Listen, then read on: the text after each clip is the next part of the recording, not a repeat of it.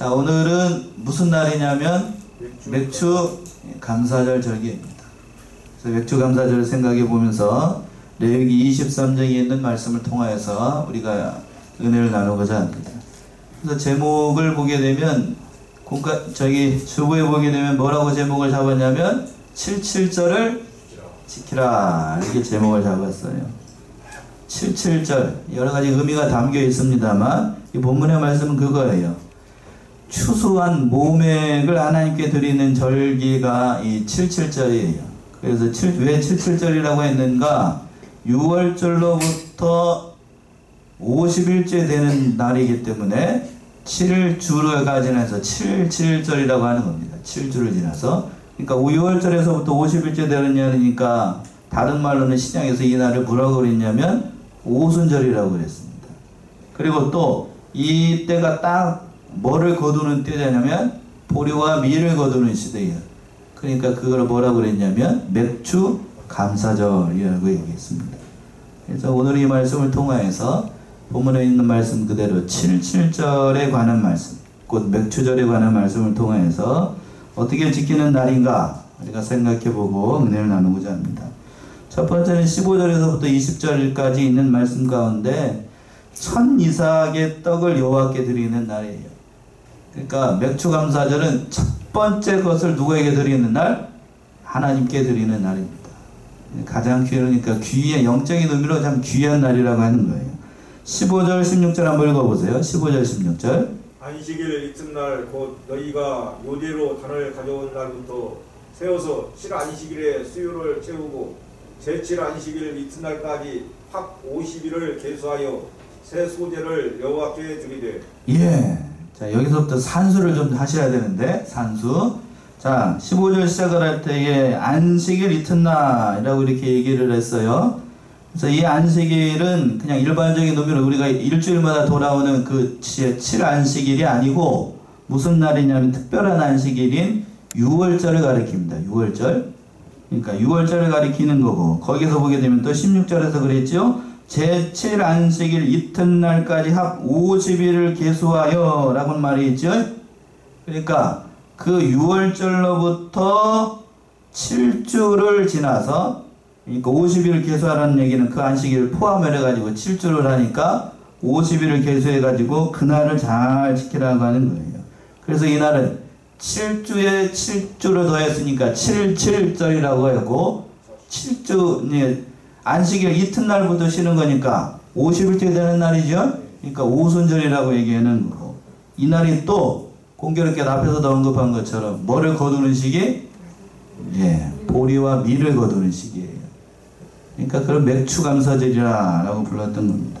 그때에 또 하나님 앞에 소재로 여호와께 드리라 라고 됐어요. 그러니까 첫 번째 얻은 이 보리와 밀을 가지고 하나님 앞에 감사절을 드리는 것이 바로 맥주 감사절입니다. 여기서 중요한 의미는 첫 번째 것을 드린다는 의미가 가장 중요한 거예요. 첫 번째 것. 그래서 그랬습니다. 17, 어떻게 드리는가? 17절 한번 읽어보세요. 17절.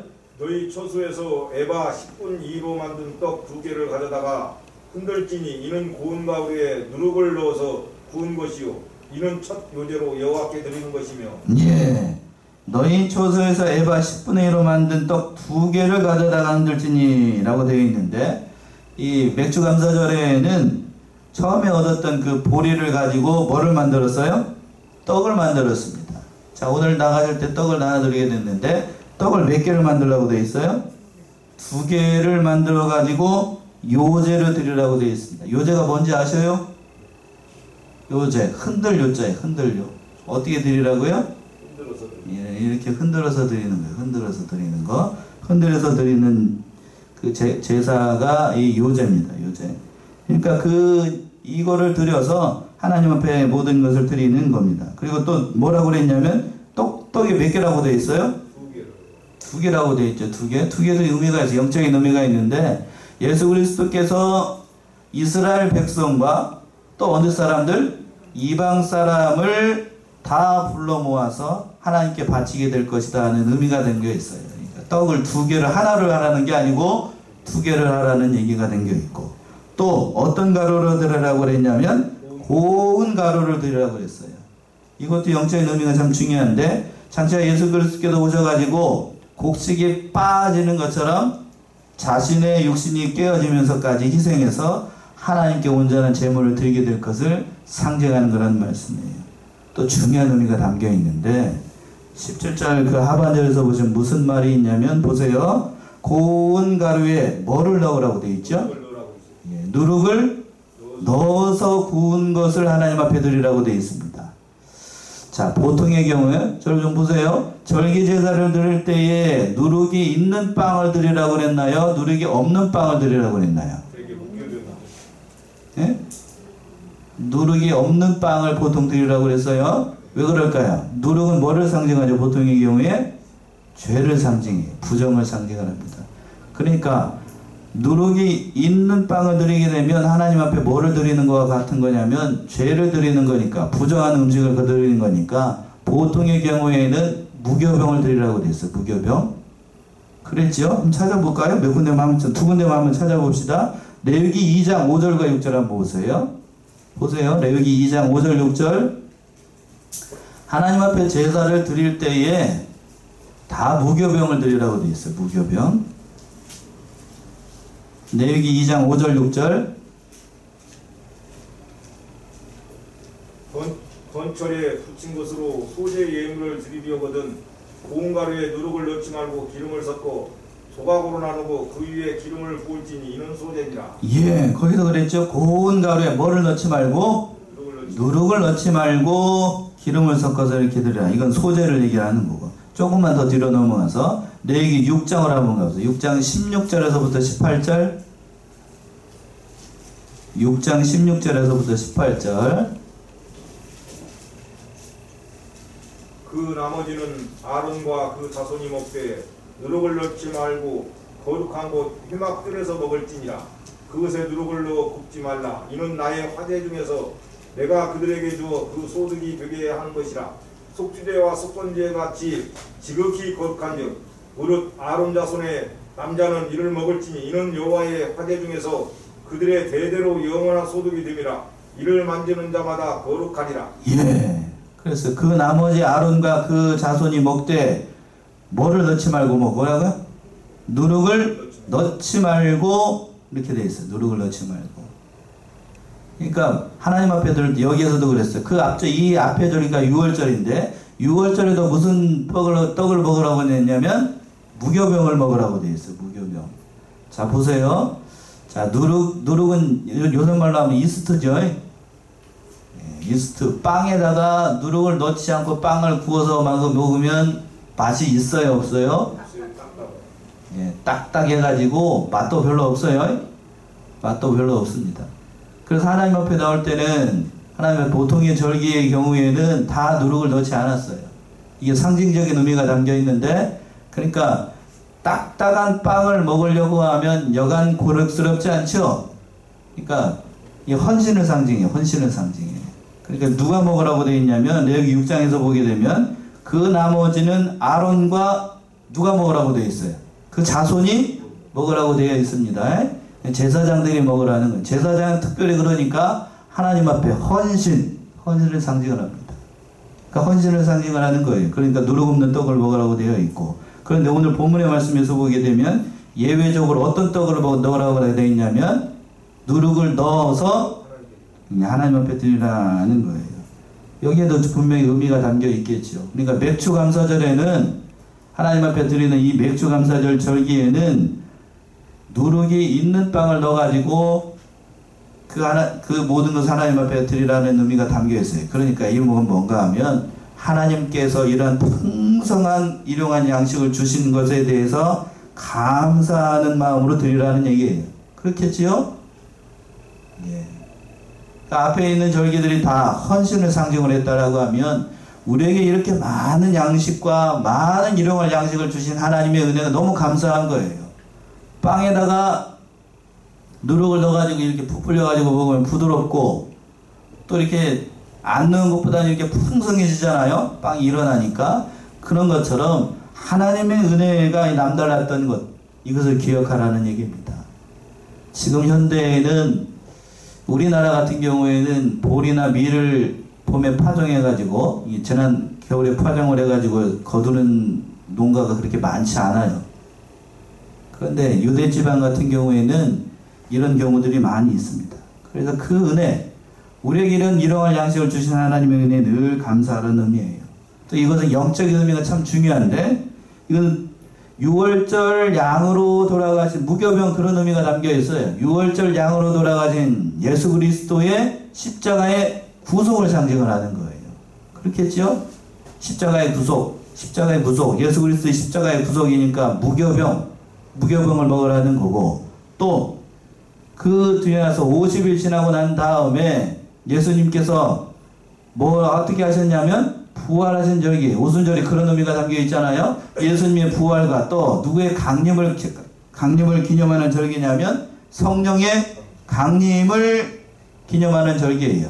그러니까 6월절이 어떤 의미에서 보게 되면 거룩하다고 표현을 할 수도 있겠는, 어떤 의미에서는 다른 의미로 보면은 예수님께서 어떻게 하신 날이죠? 죽는 날을 기념하는 날이죠. 그러니까 좀 엄숙한 거예요.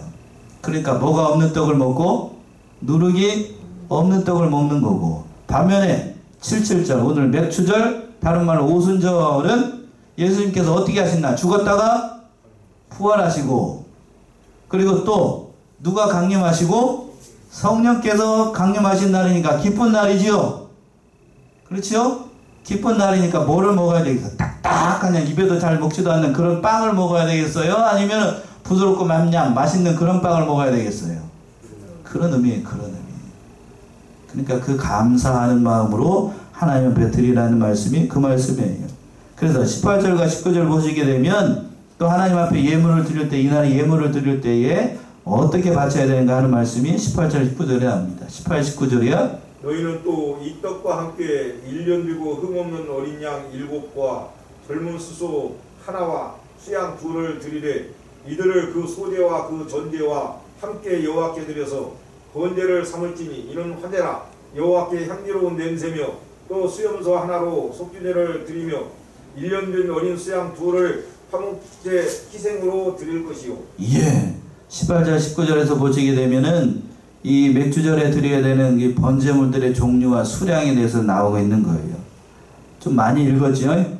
많이 읽었다고. 근데 먼저 보게 되면 흠없는 1년 된 수소 몇 마리를 드리라고 되어 있어요? 1년 된 수양 7을 드리라고 되어 있죠? 7 완전수를 상징을 하니까. 또 어리고 젊은 것을 드리라고 되어 있습니다. 근데 이걸 보게 되면 앞에 바로 절기가, 이 전 절기가 무슨 절기냐면 무교절 절기였어요. 무교절 절기에는 수양 1마리로 번제를 드리라고 되어 있습니다. 한번 찾아볼까요? 수양 1마리.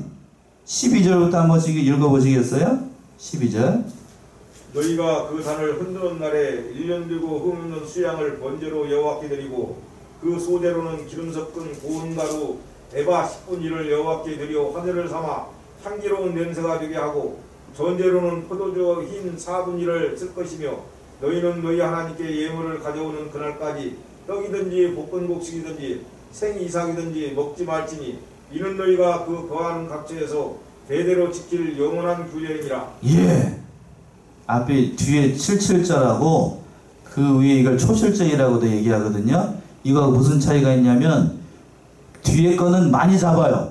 쉽게 얘기하면 77절, 맥주절에는 많이 잡습니다. 양도 많이 잡고 소도 많이 잡는데 그 위에 77절에서는 양 1마리라고 되어 있죠? 흠 없는 순양으로 번제를 드리라고 되어 있어요. 1마리 드리라고 되어 있어요. 그러니까 이런 의미가 담겨 있는 건데, 77절에는 그러니까 하나님께서 너에게 이렇게 큰 은혜를 주신 것에 대해서 감사하는 의미로 담겨 있는 거예요. 이해되시나요? 그러니까 하나님은 이제 그 초실절에는 이제 막 추수를 시작하기 시작했다고요. 겨울 지나가지고 막 추수를 시작할 때 하나님 앞에 첫 번째 예물을 드렸어요. 그러니까 많이 거뒀겠어요? 아니면 조금 거뒀겠어요? 조금 거뒀겠죠? 그러니까 그 형편을 하나님께서 아시는 거예요. 그러니까 양 1마리 드려가지고 번제 드리고, 그리고 거둔 곡식 중에서 일부를 하나님께 바치라는 거예요. 하나님도 다 아십니다. 우리의 형편을 다 아셔요. 그러니까 필요한 것만큼 하나님께서 그걸 구한 거고. 그런데 이 초실절 지나서 맥주 감사절 때는 이미 뭐를 다 거뒀냐면 50일 지났으니까 추수를 많이 했겠죠. 보리를 추수했고 또 요 지나게 되면 밀을 추수하게 되는데 밀도 막 추수를 하기 시작한 거예요. 그러니까 먹을 게 많았겠죠. 먹을 게 많으니까 그 하나님께 많은 것을 가져와서 이런 의미로 하나님께 바치라는 거예요. 그러니까 하나님은 우리가 없는데 억지로 바치라는 분이 결코 아니라는 얘기입니다. 우리의 형편을 아시고 하나님께서 이렇게 말씀을 하시는 거예요. 그리고 또 재밌는 표현이 20절에 나오는데 20절 한번 읽어보시겠어요? 제사장은 그 첫 이삭의 떡과 함께 그 두 어린 양을 여호와 앞에 흔들어 요제를 삼을 것이요 이것들은 여호와께 드리는 성물인즉 제사장에게 돌릴 것이며. 예, 여기 보세요. 자, 잘 보세요. 앞에 18절과 19절은 다 이 제물들을 뭘로 드리는 거냐면 번제로 드리는 거예요. 번제가 뭐죠? 잡아가지고 각 떠서 하나님 앞에 드리는, 그랬죠? 저 뒤에 맨 19절 하반절에서 순양도를 화목제 희생으로 드릴 것이요 라고 되어 있습니다. 향기로운 또 냄새라고 그랬고 다 태워서 보내는 거예요. 그런데 오늘 20절에서 보시게 되면 20절 보세요. 그 첫 이삭의 떡과 함께 그 두 어린 양을 여호와 앞에 어떻게 드리라고 되어 있어요? 흔들어 요제를 드리라고 되어 있습니다. 흔들어서 요제를 드리니까 이 두 양은 홀라당 불에 탔어요? 아니면 멀쩡할까요? 예? 흔들어서 드렸으니까 불에 태우지 않고 흔들어서 드렸으니까 이 양이 그대로 있어요? 아니면 그 곡식들도 떡과 함께 드리라고 됐으니까 떡하고 그 양 두 마리가 가만히 있겠어요? 아니면 홀라당 탔을까요? 제가 어려운 걸 물어보나요? 그대로 남아있겠죠? 예, 그대로 남아있어요. 요제를 들었으니까 그대로 남아있다고요. 왜 그대로 남게 이렇게 하셨을까? 이건 누구의 몫이죠? 그 하반절에 써있어요. 이것들은 여호와께 드리는 성물인즉 누구에게 돌리라고요? 제사장에게 돌리라. 제사장에게 돌리라 라고 되어 있어요. 제사장에게 돌리라. 그 앞에 그랬습니다. 첫 이삭의 떡이라고 되어 있으니까 이거는 첫 번째 하나님 앞에 드리는 것에 영적인 의미가 있는 거고, 또 한 가지 중요한 사실은 뭔가 하면 이것이 제사장의 돌린 몫이라고 하는 거예요. 그러니까 요제로 드렸으니까 그대로 남아있다라고 그랬죠. 제가 하고 싶으니까 뒤에 있어요. 제사장도 먹고 살아야 되지요. 저 제사장은 누구를 상징하냐면 제사장 누구냐? 오늘날에 누구지요? 예, 저 같은 사람들 아니에요.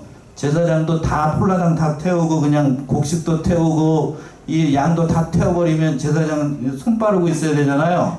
그쵸?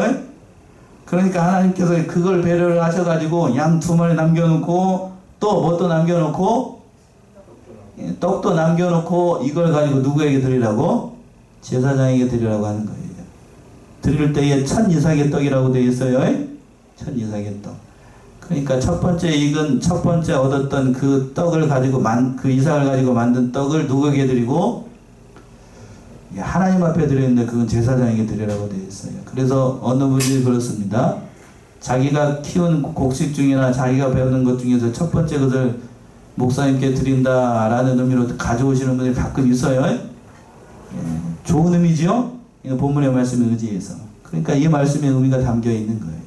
자, 여기까지 하고요. 그런 의미가 담겨 있어요. 그러니까 맥추절은 첫 번째 것을 하나님 앞에 드린다라는 그 뜻이 참으로 중요한 의미가 담겨 있는 거. 두 번째는 아무 일도 하지 않고 성회로 모이는 날입니다. 그 말씀 21절에 있습니다. 21절이요.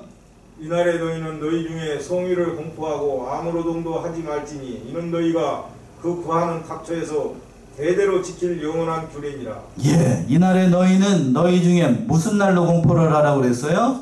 성회로 공포를 하라라고 되어 있습니다. 성회로 공포하라라고 되어 있어요. 공포? 그렇죠? 네. 공포는 어떻게 하는 거면 널리 알리는 게 공포지요? 그러니까 공포라는 얘기는 제사장만 하나님 앞에 모이라고 얘기를 하는 것이 아니고 모든 성도들이 이날은 즐거운 날이고 기쁜 날이니까 다 이전에 모여서 하나님 앞에 영광을 돌려야 된다 라고 말하는 것. 쉽게 얘기하면 전도해야 된다는 얘기예요. 너만 오지 말고. 뭔 얘기인지 아시겠어요? 그러니까 성회라고 하는 것, 예배라고 하는 것, 좁은 의미로 예배라고 하는 것은 모든 사람들이 모여서, 택한 백성 모든 사람들이 모여서 하나님 앞에 감사드리는 것, 그게 예배라고 하는 거예요. 그러니까 나 혼자만 이전에 모여가지고 하나님 앞에 예배드리는 거 그건 성회가 아니에요. 예, 성회가 아닙니다. 그리고 또 중요한 사실이 뭔가 하면 중반절에서 그랬어요. 뭘 하지 말라고 되어 있습니까? 아무 노동도 하지 말지니라고 되어 있습니다. 한마디로 이날은 아무 일도 하지 말고 육신의 일을 하지 말고 어떻게 하라는 얘기일까요? 쉬라는 의미예요. 쉬라는 의미. 그러니까 하나님은 엿새 동안 힘써서 일하는데 제칠 안식일에는 일하지 말고 들고 있던 삽, 괭이 다 내려놓고 어떻게 하라는 얘기입니까? 쉬라는 얘기예요. 쉬라는 얘기. 출애굽기 20장이죠. 출애굽기 20장 9절부터 한번 봅시다. 출애굽기 20장 9절에서부터 11절 잘 들으세요. 출애굽기 20장 9절에서부터 11절 20장 9절에서부터 11절 힘써 내 모든 일을 행할 것이나 제7일은 너희 하나님 여호와의 안식일인즉 너나 네 아들이나 네 딸이나 네 남종이나 네 여종이나 네 육축이나 네 문 안에 유하는 객이라도 아무 일도 하지 말라. 이는 엿새 동안에 나 여호와가 하늘과 땅과 바다와 그 가운데 모든 것을 만들고 제7일에 쉬었습니다. 그러므로 나 여호와가 안식일을 복되게 하여 그날을 거룩하게 하였느니라. 예. 자, 그러니까 엿새 동안 어떻게 일하고? 힘써서 일하고 최선을 다해서 일하고 그리고 마지막 일에 되는 날에는 어떻게 하라는 얘기예요? 일하지 말고 쉬라는 얘기예요. 영육간의 쉼을 얻는 날이 바로 안식일. 오늘 같은 날이에요. 오늘 같은 날. 그런데 이 말씀 안 듣고 사람은 본성 자체가 부패하고 저기한 인간들이라 가지고 일하라고 그럴 때는 어떻게 하고 일하라고 그럴 때는 엿새 동안 내내 놀다가 일하지 말고 쉬라고 하는 날 꼭 어떻게 한다라고요? 이게 청개구리띠도 아니고 말이야. 이게 꼭 그날이래. 꼭 그날. 꼭 그날이래요. 아무 노동도 하지 말라는 얘기는 그러니까 하나님께서 우리 형편을 잘 아시는 거예요. 잘 아시는 거. 그러니까 이 주일날에는 그러니까 세상적인 일, 육신적인 일 그런 거 안 하는 게 좋은 거예요. 안 하는 게 좋은 게 아니라 안 하라고 되어 있어요. 안 하라고 되어 있어요. 오늘 안식일이니까 더 말씀을 드리면 출애굽기에도 그렇게 되냐 민수기에 그렇게 되어 있나요? 나무하러 갔다가 주일날 나무하러 갔다가 어떻게 된 사람이 있어요? 돌에 맞아서 죽은 사람이 있어요? 에? 주일날 나무할 수 있어요? 없어요? 예, 성경에 따르면 없어요. 그러니까 나무하러 갔다가 잘못하면 맞아 죽는 사람들도 있었어요. 안식. 지금은 안식일 규정이 이렇게 지켜지지 않기 때문에 그런 것이지만 이 말씀처럼 우리가 해야 돼요. 그러니까 우리의 본성을 아시는 하나님께서 우리의 연약함을 아셔요. 기도도 그렇게 하셨는데 우리의 연약함을 아시기 때문에 쉬라는 얘기예요. 쉬라는 얘기예요.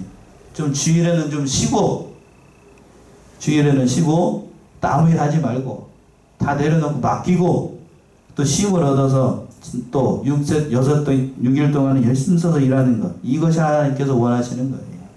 그리고 마지막으로는 세 번째 22절에 있는 것처럼 이웃과 함께 여호와를 섬기는 날입니다. 마지막 22절의 말씀입니다. 22절 보세요. 너희 땅에 곡물을 벨 때에 한 모퉁이까지 다 베지 말며 떨어진 것을 줍지 말고 너는 그것을 가난한 자와 객을 위하여 버려두라. 나는 너희 하나님 여호와니라. 예. 곡물을 벨 때에 반 모퉁이까지 다 베지 말라라고 되어 있습니다. 자, 이 말씀 따라서 우리가 추수할 때에도 우리나라도 그런 풍습이 예전에 있었는데 지금은 그렇지 않습니다. 모퉁이까지 그냥 콤바인으로 해가지고 그냥 싹 하나도 남기지 않고 그냥 싹 다 베버려. 싹 다 베버려. 저희 아버지가 손으로 낫으로 빌 때에는 갓 생이는 보통 남겨놓더군요. 이렇게 남겨놔. 누가 먹으라고? 여기처럼은 아니고 뭐가 먹으라고? 짐승들 먹으라고. 짐승들 먹으라고 놔줍니다. 또 감이나 그런 다른 과일 같은 거 딸 때에도 맨 꼭대기에 있는 것은 보통 남겨놓습니다. 누가 먹으라고요? 까치밥 먹으라고. 까치밥 먹으라고. 남겨놔요. 그게 좋은 문화예요. 좋은 문화. 그 찾아보게 되면 미신이 아니고 성경에 있는 표현이에요. 성경에 있는 표현이에요. 그러니까 새들 먹이고 또 오늘 본문의 말씀에 있는 것은 가난한 자들과 객들이 와서 그것을 먹고 살 수 있도록 하기 위해서 하나님께서 은혜를 베푸신 거예요. 그러니까 우리나라는 예전에 먹을 것이 없으니까 뭐 하는 사람들이 많냐면, 제가 어렸을 때만 해도 그런 사람들이 있어요. 뭐가 있었냐면 동남아시가 있었죠. 구걸하는 사람들이 많았다고요. 그런데 죄송한데 이스라엘에는 구걸하는 사람이 별로 없었어요. 왜 그랬을까요? 이게 밭에 나가면 거두지 않고 놔둔 곡식들이 있습니다. 또 그래 뭐라고 돼 있었어요? 떨어진 이삭을 어떻게 하지 말라고 돼 있습니까? 줍지 말라고 그랬어요. 그래서 이스라엘 백성들은 자기가 손수 거둔 것 이것만 들었어요. 거두다가 떨어진 것 줍지 않았습니다. 그러니까 밭에 나가면, 밭이나 논에 나가면 일만 자기가 나가서 일을 하게 되면 거둘 수 있었어요. 그래서 그렇게 거둔 사람이 있죠. 모압에서 온 여자 누구요? 나오미의 딸 누구? 룻이 그렇게 했어요. 룻이 이것을 알고. 그러니까 하나님께서 그 어려운 형편을 알고 이스라엘 백성들, 그 가난한 자들, 고아와 과부 같은 사람들, 또 객과 같은 사람들, 의지할 것 없는 사람들이 나가서 일을 하게 되면 먹을 수 있게끔 은혜를 베푸는 거예요. 그래서 우리들도, 오늘날 우리들도 이것을 따라서 형편이 어려운 사람들을 위해서 돌보는 것 참으로 중요한 일입니다. 한 군데 한번 찾아보고 오늘 말씀 마칠게요. 누가복음 6장을 한번 가봅시다. 누가복음 6장 35절에서부터 36절.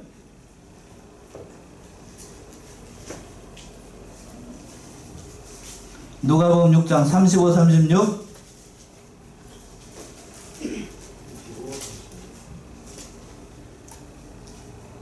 오직 너희는 원수를 사랑하고 선대하며 아무것도 바라지 말고 빌리라. 그리하면 너희 상이 클 것이요 또 지극히 높으신 이의 아들이 되리니 그는 은혜를 모르는 자와 악한 자에게도 인자로우시니라. 너희 아버지의 자비하심 같이 너희도 자비하라. 예, 35절 하반절에서부터 그는 은혜를 모르는 자와 악한 자에게도 어떠한 분이시고 인자로우시고 너희 아버지의 자비하심 같이, 그러니까 너희도 자비하라.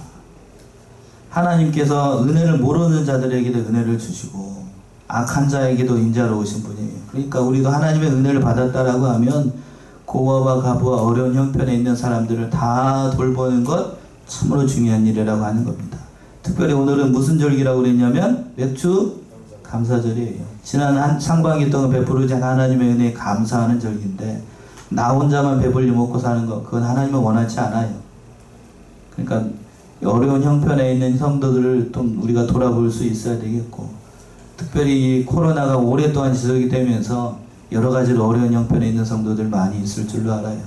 그러니까 그 형편에 있는 사람들 다 돌아보고 이렇게 하는 것도 참 귀한 일입니다. 오늘 말씀 7절을 지키라는 말씀, 근본적으로 이것은 우리에게 은혜를 베푸더니 하나님의 은혜를 생각해보고 하나님 앞에 모든 영광을 돌리라는 그런 말씀이에요. 이 말씀을 따라서 맥주절, 절기마다 돌아오는 1년에 한 번씩 돌아오는 그러한 절기로만 생각을 하지 말고 우리에게 베풀어진 하나님의 은혜 늘 감사하는 성도들 되시고, 참 우리에게 주신 남다른 은혜, 그 은혜를 또 나만 누리는 것이 아니라 모든 사람들에게 전하여서 하나님의 은혜를 경험하게 하는, 또 우리가 풍성한 은혜를 누리는 저와 여러분들이 다 되시기 바랍니다. 기도하겠습니다.